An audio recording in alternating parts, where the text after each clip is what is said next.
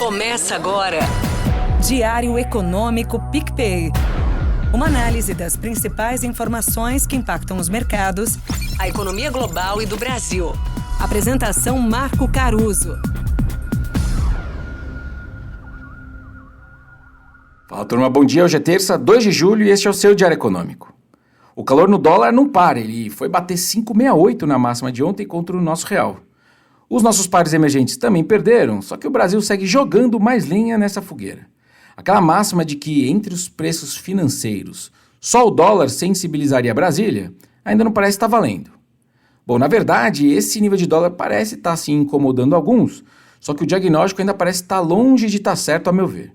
O governo ainda parece convencido de que os receios do mercado, que tem puxado a moeda, não são justificados. E o Banco Central e o mercado financeiro pessimildo seguem sendo vistos como os responsáveis pela desvalorização. O mercado já está acostumado a levar essa pecha, né? Ainda que, se de fato os fundamentos fossem melhores do que se está precificando, passaria a existir o incentivo do próprio mercado financeiro para apostar a favor do real. Mas, como diz um trader amigo meu, o dólar parece estar sem goleiro hoje. O fato é que a âncora fiscal brasileira tem sido posta à prova há dias, meses e anos, mas agora as declarações acabam levando os analistas a colocar alguma dúvida sobre a âncora monetária também. Ou, no bom português, a turma está começando a não só ter dúvidas sobre a condução das nossas contas públicas, como a ter desconfianças também sobre a gestão dos nossos juros. E aí pega o gringo, por exemplo. Eles sempre foram bem menos preocupados com o nosso fiscal, do que o investidor local, porque o fiscal é mal conduzido em várias partes do mundo há anos e até piorou no pós-Covid. Mas quando ele olha para um emergente como o Brasil, uma das coisas que pode atrair esse capital dele é um juro que pelo menos pague o risco de se colocar dinheiro no país mais arriscado. Só que se passa a ter um risco mais verdadeiro de interferência nos juros, aí a propensão a sair dele é maior. Daí o fato da notícia de aposta recorde de estrangeiros contra o real ser atualizada semanalmente. Uma moderação do câmbio ainda depende primeiro de uma moderação de tom e, mais consistentemente, de uma moderação dos gastos públicos. Se não vier, resta para a gente torcer para os juros globais em geral caírem logo e mais do que o esperado, o que os banqueiros centrais ainda não conseguem prometer. Sobre juros, então, eu quero trazer 2 pontos aqui para vocês. Primeiro, aqui dentro, é importante dizer que se tivesse uma reunião do Copom hoje, o risco de alta da Selic entraria no radar.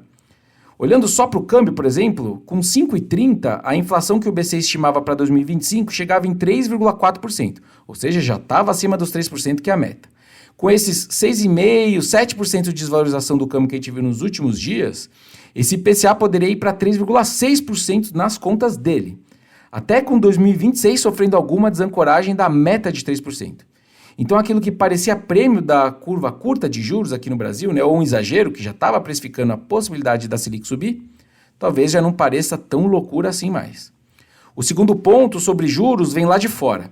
Até amanhã acontece o Fórum de Sintra lá em Portugal, que é um encontro promovido pelo BC Europeu com outros banqueiros centrais, alguns acadêmicos também, etc., para discutir pautas no entorno do tema política monetária. Muitas vezes esses eventos eles dão pistas de como as narrativas dos bancos centrais mais importantes do mundo vão se dar a partir daqui. Em uma das sessões, ainda na manhã de hoje, o Roberto Campos Neto divide o palanque com a presidente do Banco Central Europeu, a Christine Lagarde, e com o presidente do Fed também, o Jerome Powell. O mantra atual deles tem sido preferir não dar grandes indicações sobre o que eles querem fazer no futuro próximo. E cada um pelo seu motivo, O Roberto Campos pela crise de confiança que a gente está discutindo, a Lagarde pelas novas incertezas políticas na França, aliás, que vieram logo depois dela ter começado a cortar os juros, e o Powell por não ter claro que a inflação americana está indo para a meta mesmo, dada toda essa força da economia americana que a gente tem visto. Enfim, ainda tem cheiro de cautela no ar e juros caindo muito devagar lá fora, o que não ajuda a gente a se animar por aqui também. Bom dia, bons negócios e sorte sempre!